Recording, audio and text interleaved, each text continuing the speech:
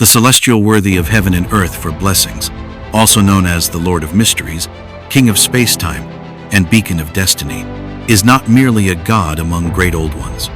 He is a master of deception and the spiritual remnant that every beyonder of the fool, door, and error pathways must deceive in order to survive. Today, we're diving deep into his psychology using the acting method, a process designed to deceive godhood itself. We'll dissect how the potion names, acting principles, and authorities of the fool, door, and error pathways reveal the inner workings of the celestial worthy, his godhood, his cunning, his humanity, or lack thereof. The acting method is not a tool for wielding power. It is a strategy for surviving godhood. This metaphor reveals something foundational. The psyche embedded in a potion is not just residual will, it is a living resistance, often carrying the core traits of a deity. For fool, door, and error pathways, the primary resistance originates from the celestial worthy. He is the metaphysical imprint that must be deceived. The celestial worthy doesn't need to return by force. He can awaken through identity. The acting method exists not to access power, but to slowly replace the dominant psyche with one's own. This places us on the path to understanding the psychology of the celestial worthy, a god who controls identity, narrative, and perception. The fool pathway is the most direct mirror of the celestial worthy. Every acting principle reflects a psychological trait he has mastered or perverted. Acting principle. Have reverence for fate. Interpret revelations with humility. Never assume omniscience. The seer and astrologer begins with humility before the unknown. The celestial worthy, in contrast, distorts fate into a tool. The seer fears fate. The celestial worthy rewrites it. Acting principle. Although being capable of knowing a little about fate, one remains helpless towards fate. Therefore, one might as well use a smiling face to hide all the pain, sorrow, confusion, and depression. The clown teaches emotional discipline as a survival mechanism. The celestial worthy weaponizes this principle. This is more than just stoicism. He displays only what he chooses, making him the direct nemesis of spectators who rely on emotional inference. This detachment from authentic feeling marks a psychological void that facilitates deception. This detachment is crucial in his battle with God Almighty, who derives insight from involuntary expressions. It is a calculated psychological defense. Acting principle. A magician never performs unprepared. Control the audience's perception. Create illusions and direct attention deliberately. Challenge the impossible, even if the final outcome is nothing but an illusion. Magicians use control to shape belief. The celestial worthy uses faith itself as an illusion. His orchestration of Bard's failure and circle of inevitability is a masterclass in misdirection. By allowing his cultists to believe in salvation, he engineers an apocalypse. The celestial worthy structured an entire faith around misreadings, like a master magician using the audience's expectations against them. He doesn't lie. He tells truths too complex to decode until it's too late. The magician's principle: challenge the impossible, even if the final outcome is nothing but an illusion, is rooted in boldness, spectacle, and illusion. It calls for high-risk decisions made not necessarily for practical success, but for the sheer act of attempting the unthinkable, even when the actor knows it may all collapse in the end. It's about maintaining control of perception and daring to create grandeur, even if the price is catastrophe. The celestial worthy's decision to accommodate additional sephiroths, despite knowing it would awaken the aggregation instinct that forces convergence with God Almighty, is a clear embodiment of this principle.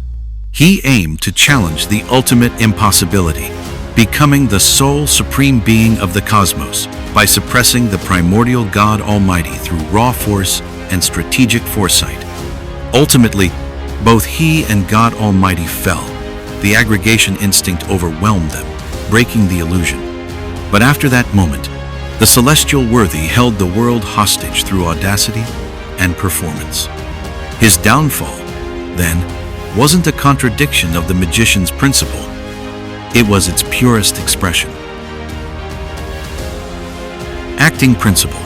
You can pretend to be anyone, but you're always yourself. Truly, disguise yourself as another person and receive feedback from the audience. The celestial worthy's manifestation through Zhou Mingrui is this principle in practice. Here, we see the culmination of faceless acting, an identity so blended it cannot be untangled. He fuses with Zhou Mingrui, but Zhou's psyche never fully dominates. His identity is liquid, able to exist simultaneously as God and man, although severely weakened due to his status as a naturally great existence.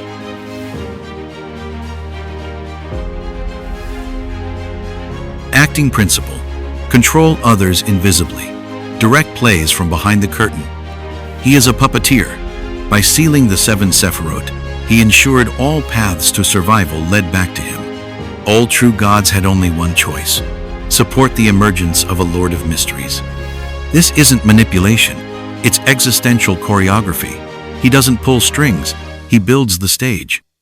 Similarly, his manipulation of the Dream City is pure marionettism.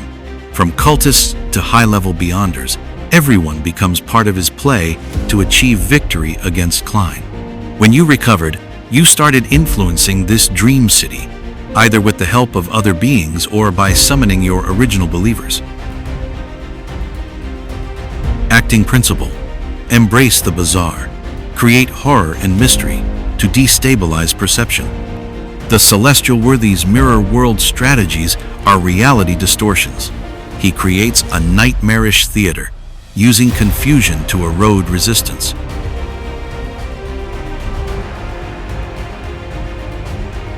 Acting principle. Seek truth in ancient history. Witness fate, but accept its irreversibility. The celestial worthy can't change the past, but he can affect the present. His orchestration of Sephira Castle's mechanisms to resurrect himself is an acceptance of the scholar's humility.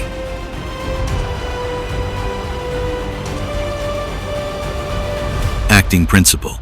Perform miracles for himself and others. Miracles are only for a moment, but fate is often a long-lasting event. Throughout Lord of the Mysteries and Circle of Inevitability, the celestial worthy orchestrates countless miraculous events, all of which appear grand and decisive. But these are never the end goal.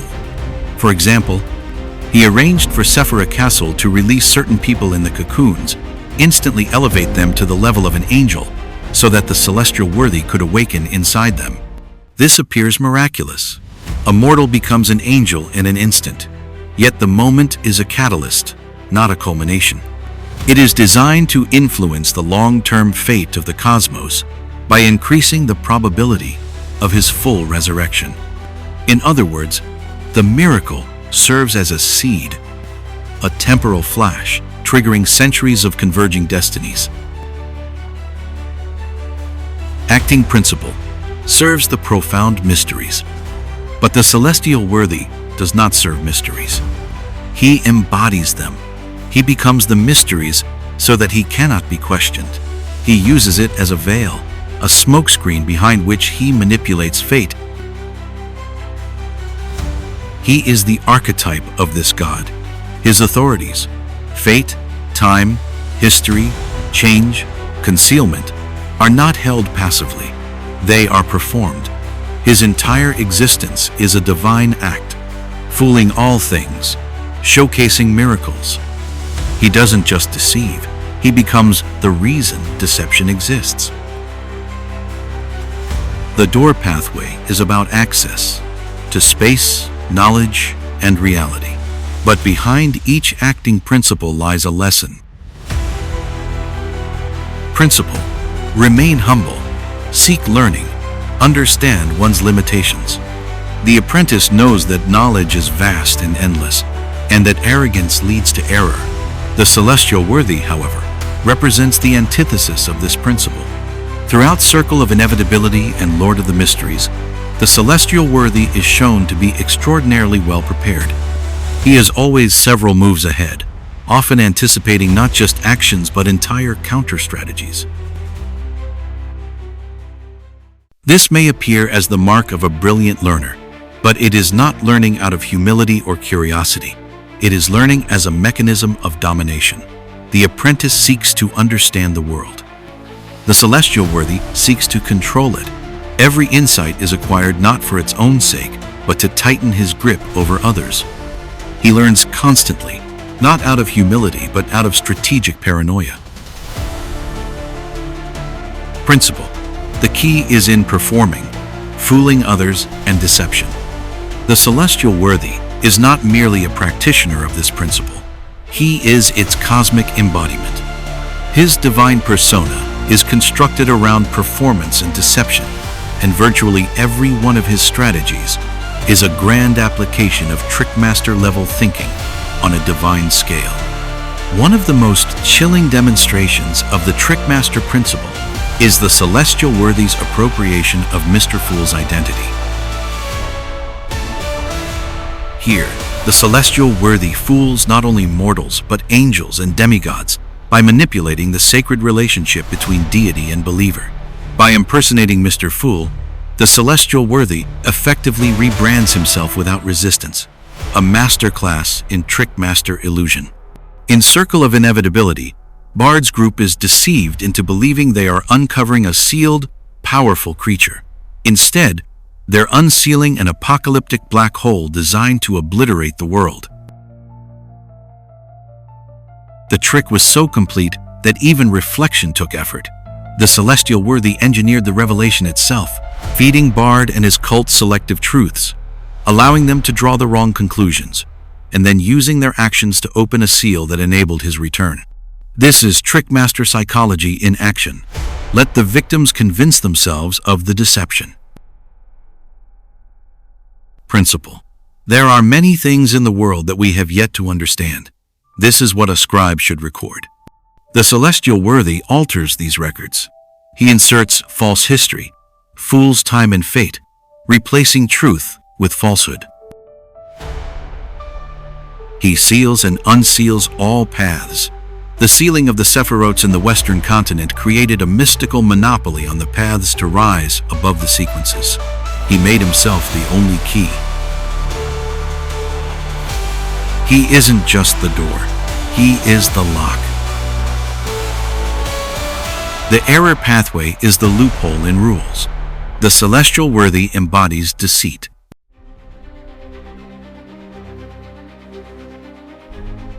The Swindler, sequence 8 of the error pathway, operates under the principle of deceptive exploitation.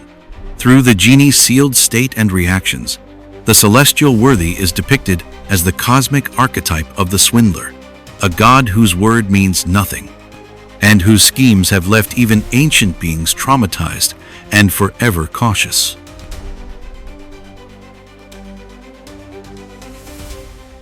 Prometheus gave humanity fire, a symbol of technology and knowledge. Likewise, the celestial worthy appears to grant miraculous insights and revelations, but they are never given freely and always lead to doom. In Circle of Inevitability, Bard and his group receive what they believe is divine guidance. This is Prometheus inverted. He gives the fire of knowledge, but it's a booby-trapped enlightenment. The miracle isn't a gift, it's the bait in a divine trap.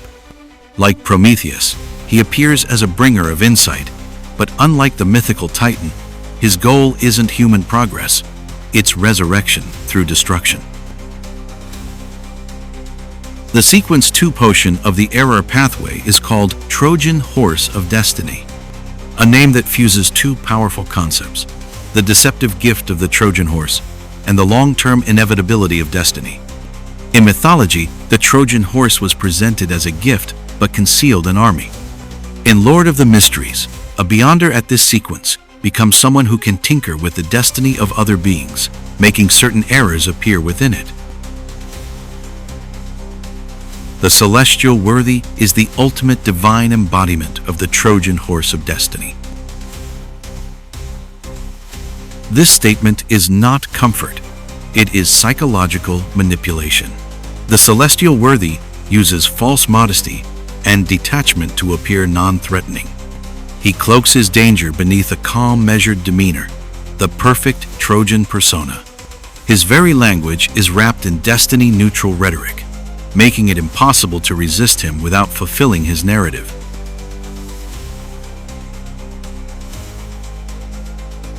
The Sequence 1 potion of the error pathway is called Worm of Time, a title that evokes profound associations with decay, hidden persistence, and temporal infiltration. A worm suggests something small, unnoticed, and corrosive, operating quietly within a host or structure until it collapses. When paired with time, it becomes an entity that does not attack outright but gnaws at fate, memory, and reality from within the flow of time itself.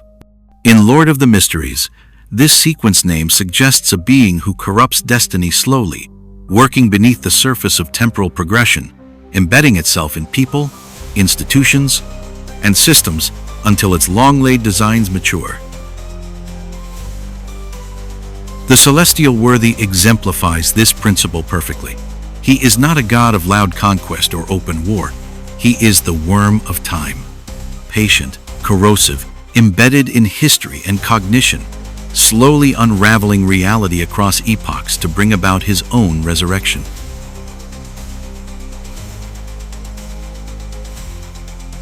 He is the metaphysical error, the loophole in reality. The celestial worthy is the ultimate realization of Sequence 0. His psychology, presence, and influence align precisely with the themes and consequences of the error pathway. He is reality's contradiction, a self-replicating flaw in the structure of the cosmos.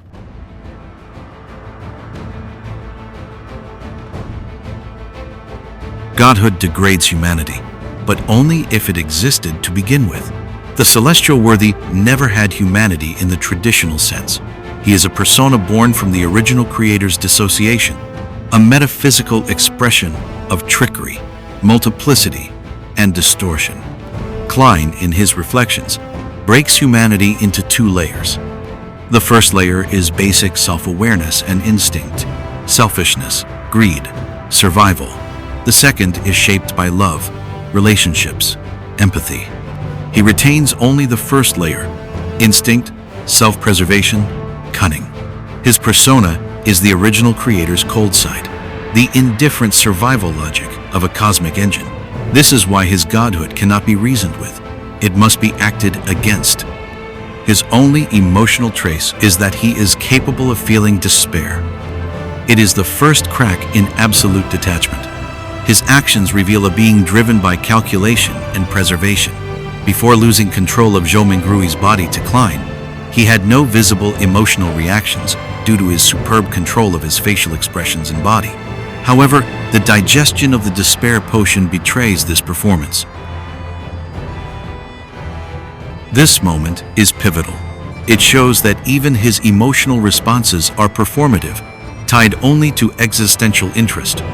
Moreover, his paranoia drives layers of contingency.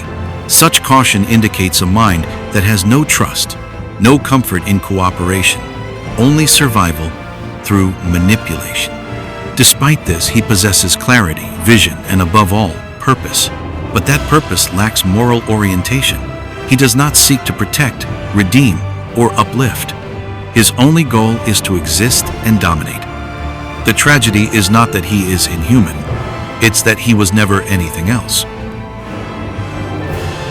The celestial worthy does not exist in a vacuum.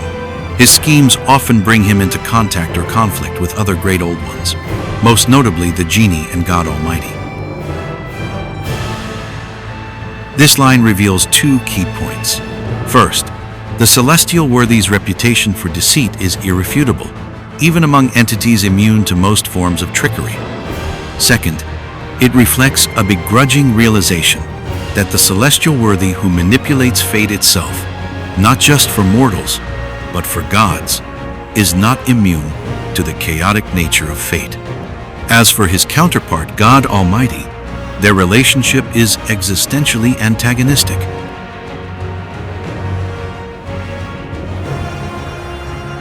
The celestial worthy's entire psychology is defined by this rivalry.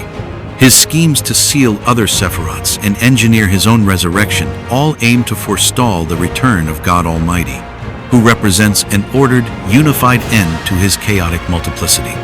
They are the two most dominant personas of the sleeping original creator.